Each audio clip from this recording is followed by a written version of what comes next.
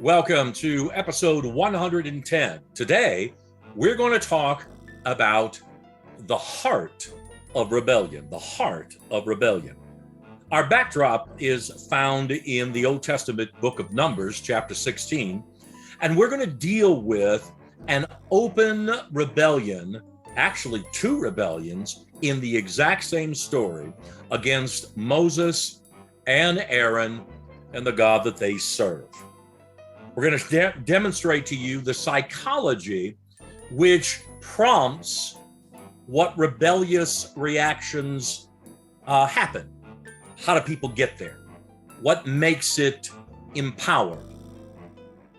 You're going to learn a lot, and we're going to superimpose that knowledge into the biblical witness, as well as giving you other examples of where the exact same process as seen in the Bible can also be seen in our daily lives, as well as some historical realities that we all should know about. And it's another good example today of how the Bible does not lie to us. And if we pay attention, not only is it in there, but it can inform us today of what to do and what not to do. Without any further ado, let's begin. All right, let's start off with some basic understanding of the psychology associated with the word and the act of rebellion. It will greatly inform, I believe, what we're going to discover in the scriptures today. First, rebellion is under the guise of reactance theory. In other words, rebellion is an act that is primarily a reaction. Rebellion is a complex, it's not simple human behavior that is thought to be a typical extension of one, a youthful discovery of independence, adult reactional fear associated with loss of freedom, or the extreme devaluing of someone's personal identity or safety. In other words, again, the act of rebellion is primarily a reaction to what is a sense of fear or loss of freedom or devaluing of somebody's identity of safety. The reaction of rebellion is built on several stages. It doesn't just somebody wake up on Thursday at 7 o'clock in the morning and they're about to go rebel. There is a process emotionally, psychologically, that people go through before they get to an open and intentional act or reaction that spells rebellion. First, it starts with displeasure, then to disagreement, then to distrust, a sense of devaluing of someone's self. Then comes passive resistance, followed by overt resistance, and then finally followed by an open act or an intentional act of, or reaction of rebellion.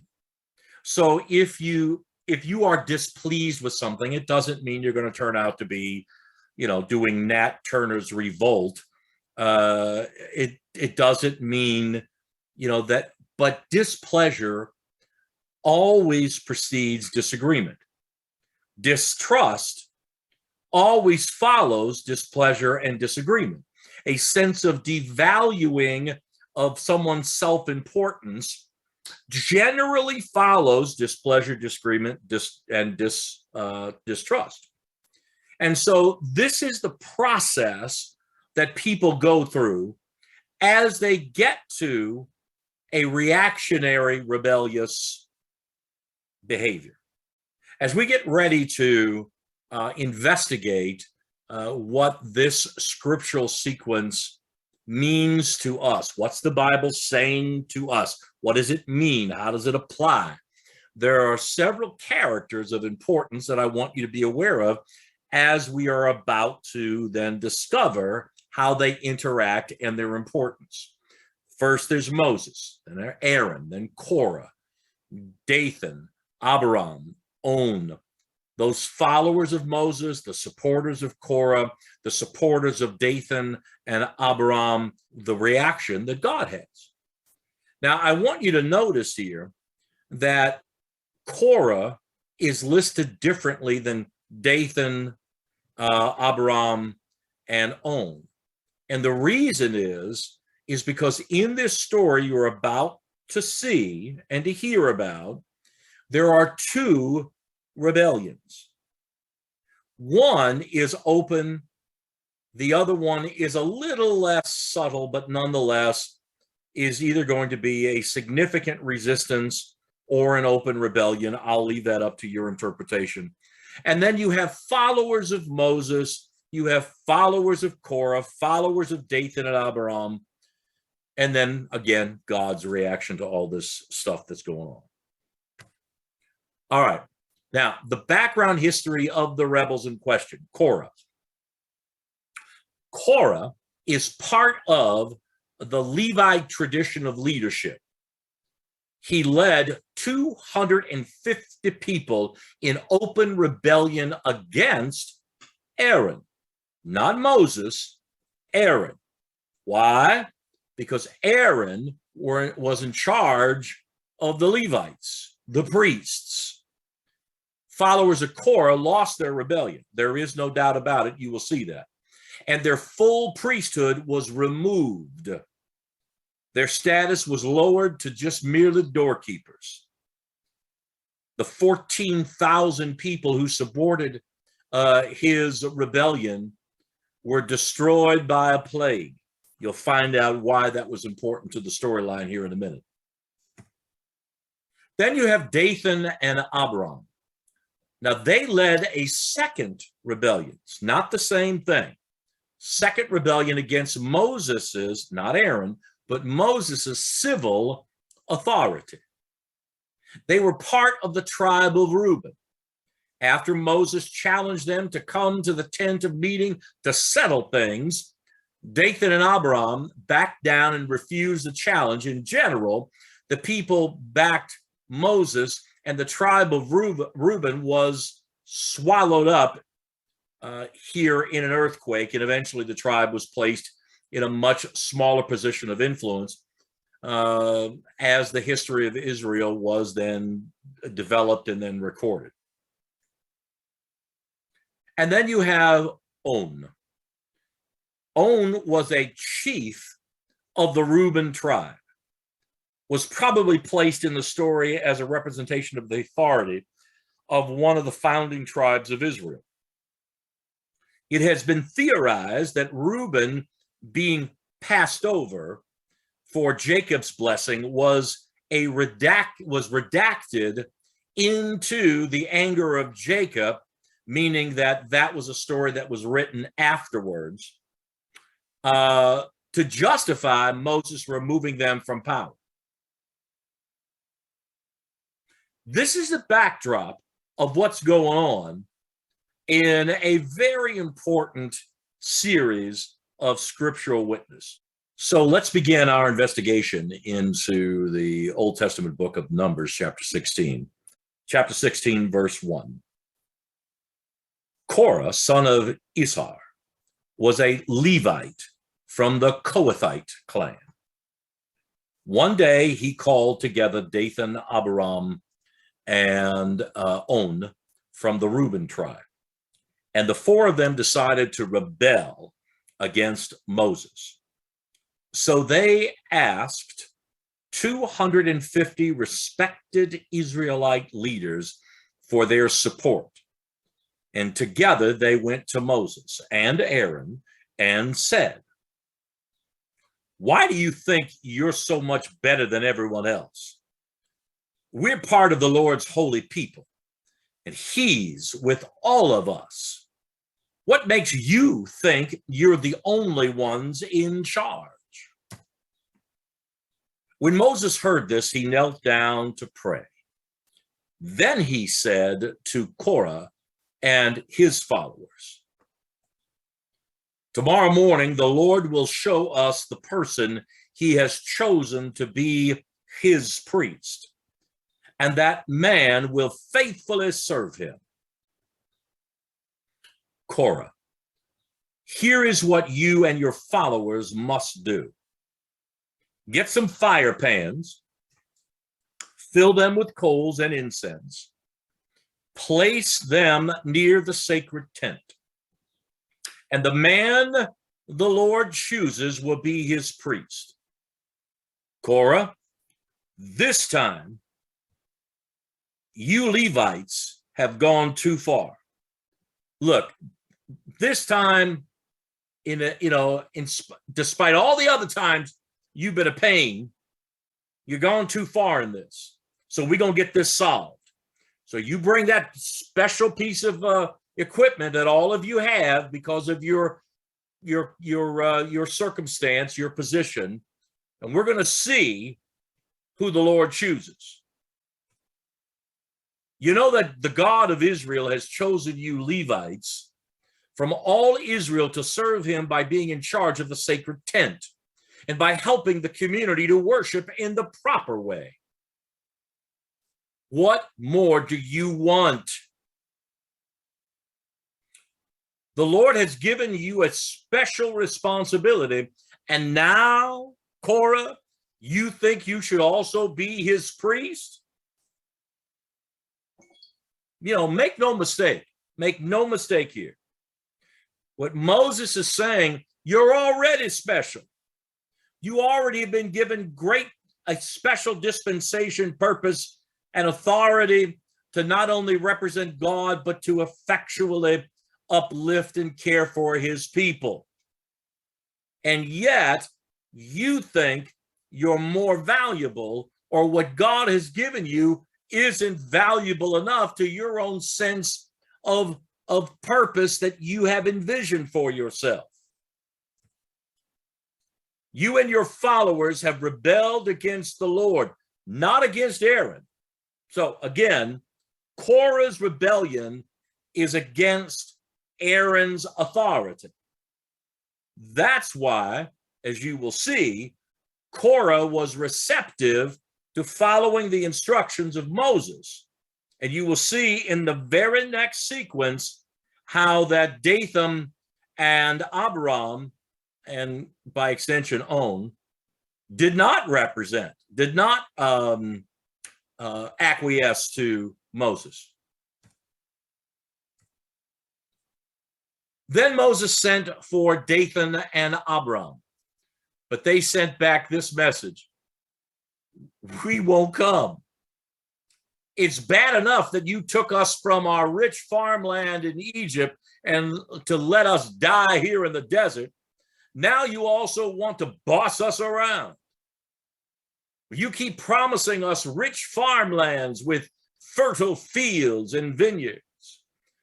But where are they? Stop trying to trick these people. No, we won't come to see you. In other words, they are specifically rebelling against the assumed authority of Moses. Moses was very angry and said to the Lord, "Don't listen to these men.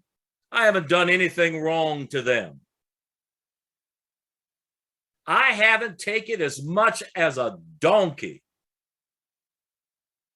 Moses, the writer here, is absolutely defending Moses. Moses has done exactly what God has asked him to do. He's led people out of the oppressive state that they were in. And by the act of obedience and following the instructions of who God had chosen, preparing them for what was coming. Now, I want to remind you, we've taught on this idea of 40 in the Bible before. We've taught about 40 days. This is 40 years. But the term 40 is basically a stage of development of readiness for humanity. And so the truth is here that whether or not it was technically 40 years or 4 hours, it's up to God to see how humanity, and in this case, the tribe of Reuben, has been willing to and practically demonstrated their readiness to receive the blessings that God has in store for them. And Moses is saying, all this nonsense you're bringing up is really about something else. I want you to remember that list of what it takes to get to the rebellious stages. Then he said to Korah, tomorrow you and your followers must go with Aaron to the Lord's sacred tent. So he's done said whatever he's going to say to Dathan and his followers. And now he's moving back to Korah. Each of you take along your fire pan with incense in it and offer the incense to the Lord. The next day, the men placed incense and coals in their fire pans and stood with Moses and Aaron at the entrance of the sacred tent. Meanwhile, Korah had convinced the rest of the Israelites to rebel against their two leaders. Korah wasn't willing to go through the test. They now had a sense that they had motivated other people to rebel and follow their lead. Now, I want to remind you, I'm going to keep going back to this. People don't just rebel because it's Thursday. There must have been signs. There is no way that Moses should have been surprised by this if indeed he was paying attention to the folks that he was charged with leading and guiding and keeping in line. When that happened, meaning when Korah had convinced the rest of the Israelites to rebel against the two leaders, when that happened, the Lord appeared in all his glory and said to Moses and Aaron, "Get away from the rest of the Israelites so I can kill them at once." But the two men, Moses and Aaron, bowed down and prayed, "O God, you gave these people life. Why would you punish everyone here when only one man, Korah, in this particular circumstance, has sinned?" The Lord answered Moses, "Tell the people to stay away from the tents of Korah, Dathan, and Abiram." All right, so something's about to happen here. But I don't want you to miss the subtlety here from verse 22 to 23. The writer here is again strongly supporting Moses as the de facto high priest and leader that God had given. And by doing so, they're placing in the story that Moses had the privilege to have a conversation, even argue with God Almighty, to try to convince him to not do his wrath upon these people who were rebelling, not against Moses, but against God. Moses walked over to Dathan and Abiram, and the other leaders of Israel followed. Then Moses warned the people, "Get away from the tents of these sinful men. Don't touch anything that belongs to them, or you'll be wiped out." So everyone moved away from those tents, except Korah, Dathan, Abiram, and their families. Moses said to the crowd, "The Lord has chosen me and told me to do what's about to happen. But I want you all to know this wasn't my idea." So what's he talking about? So what he told the people was, these folks are going to die. They're going to die because they've led you astray, and they're going to pay the ultimate price for inciting disbelief in the ultimate authority of God. If they die of a natural death in front of you, you will know that I am a liar. However, if they die because of an earthquake, the ground opening up, swallowing them up, then you will know that God says, Moses is my guy. I'm God's guy. You need to go back. Let's keep going. Let's keep getting ourselves ready. But you're about to see the absolute evidence of when God makes a choice, when God makes a commitment, when God says, don't mess stuff up intentionally, and most importantly, do not deliver God's people into the hands of disbelief. So the earthquake came. And as soon as Moses said this, the ground under the men opened up and swallowed them alive, together with their families and everything they owned. Then the ground closed back up and they were gone. I have a few thoughts that I want to give you that will feed into and I think more wholly inform our understandings of what the biblical witness in Numbers 16 is about and why the heart of rebellion is so critical for us to understand from a biblical perspective. Now, you see over here on the left side of your screen, I'm going to walk through these for you.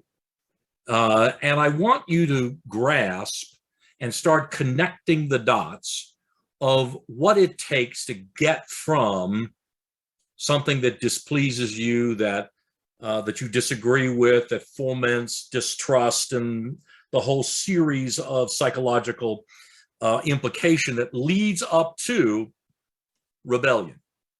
And that rebellion, as seen in the Bible, as well as outside of the biblical witness, is a reaction to any number of stimuli. Let's just take these in order, and I won't spend too much time on it because I think you'll be able to grasp how they all have a singular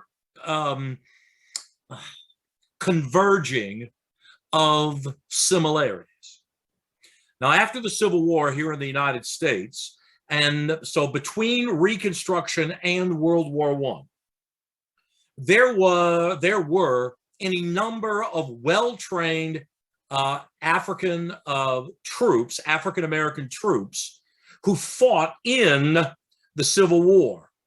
And they did so because they thought it was one way of reckoning a sense of belonging that would demonstrate to the white population of this time in American history that they had every reason to trust their loyalty to this new country. And when they came back, they were greeted not with favor, but they came and met with, like many other veterans, who brought back their uniforms with disdain. People thought too highly of themselves, and they were met with violence and distrust. Move forward to World War I. There were upwards of 380,000 Black troops that were well-trained and served in World War II that came back from the fighting and were now inside the confines of America.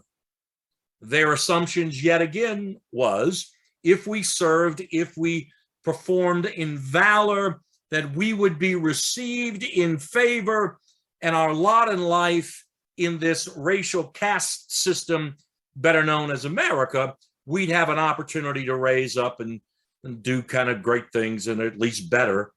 And that didn't happen. Now, during this time period of generally a year or two past the end of World War I, was something called the Great Migration. And the Great Migration in the United States was the cold, hard fact that economic equity from a Black perspective from the South in Jim Crow era South simply was not going to let go of that racial caste system. And so upwards of 1 million people transitioned from below the Mason-Dixon line up north. And during this process, there were any numbers of significant increases in Black populations in major urban areas, mostly because of the search of financial equity. Chicago, there was almost 150% increase within a few years. Philadelphia had over 700%. Similar percentages in Washington, D.C. and other areas around the Northeast. But in the summer of 1919, it's called, unfortunately, euphemistically, as the Red Summer. And in this Red Summer, red meaning bloody, from April through November, there were 25 reactionary, depending upon who you're asking, riots or reaction to murderous riots. And there were 97 documented lynchings. In Washington, D.C. and Chicago, Illinois, there were mass attacks on Black folks. Their homes were burned, they were killed, women and children and men. And there were now these leagues of World War I trained soldiers who had these defense leagues to protect their neighborhoods.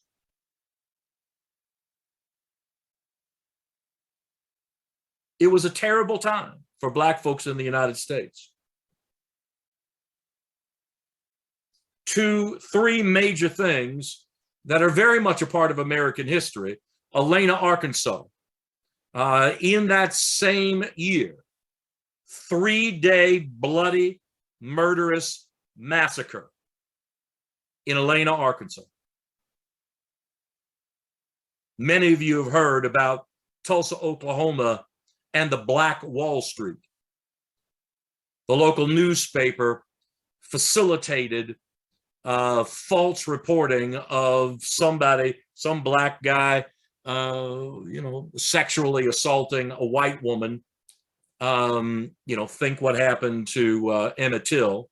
And just hundreds and hundreds and hundreds of very angry white folks came in and murdered in a matter of hours over 300 Black folks, burned more than 1,000 homes and businesses.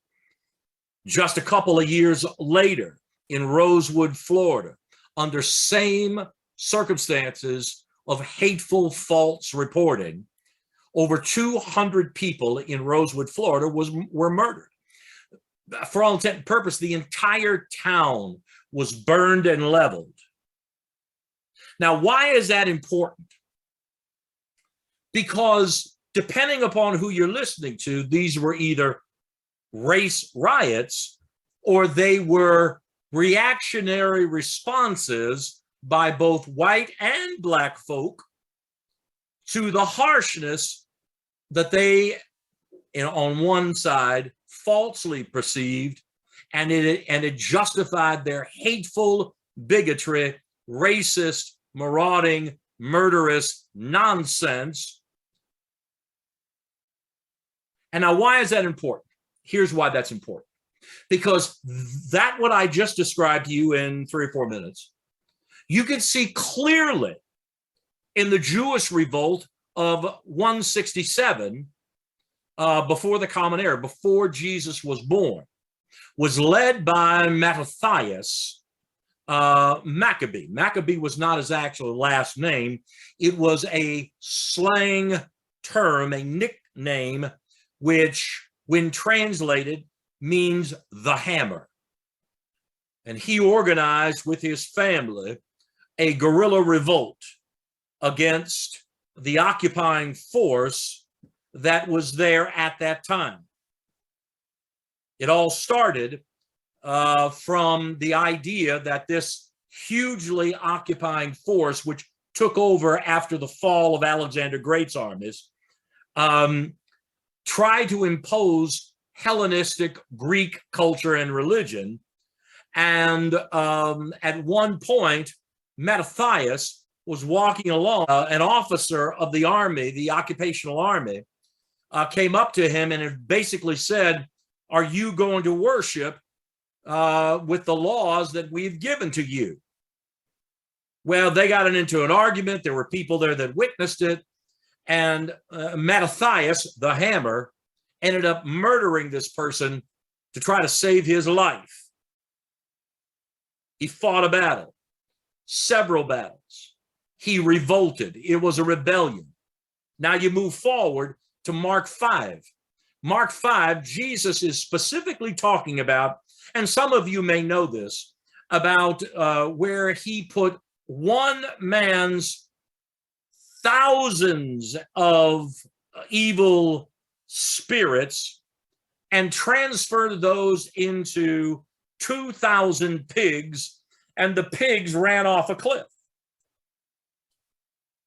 Let me tell you why that is directly related to a rebellious spirit. Keep in mind the process, the emotional, psychological building blocks of rebellion.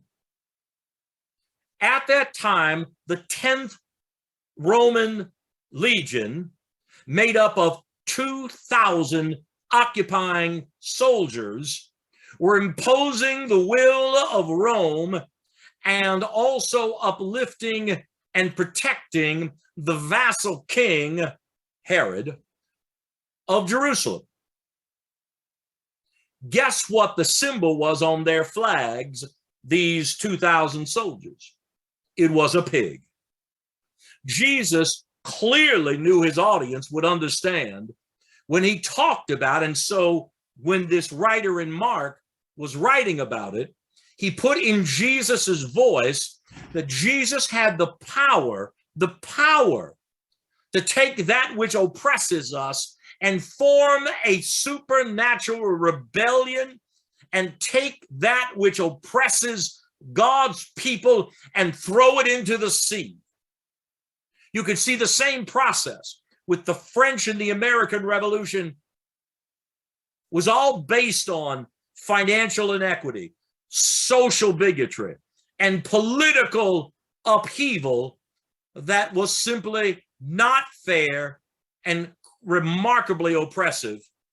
And both the French Revolution and the American Revolution were inspired by this entire building block of how do you get to a state of rebellion. This is exactly what the Bible teaches us. This is exactly what the biblical witness describes to us. One of the most remarkable lessons of our biblical witness is that Jesus's life and mission were in fact a rebellious act against the evil sin of separation between God and humanity. And that Jesus and his act of redemption sacrifice was saying enough is enough. We have come to a level of we're not going to take it anymore, and we're going to change the rules. We're going to throw out that which oppresses and foments hate against us, and we are going to rebel. The good news was, by this incredible act of sacrifice and our understanding and acceptance and empowerment from it, we have the heart of rebellion against sin. What saddens me is we continue to not learn from what the Bible very specifically shows us, that rebellion and the final rebellion has already won the day. I hope you hear me today. I really do. Well, I hope you enjoyed episode 110, The Heart of Rebellion. I guarantee you learned a lot today. I also guarantee you that it's another great example of how we can depend on the biblical witness.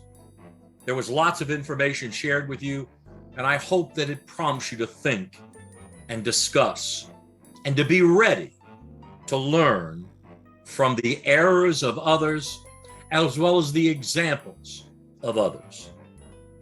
So we look forward to the next time we meet. Until then, can I get an amen? Amen.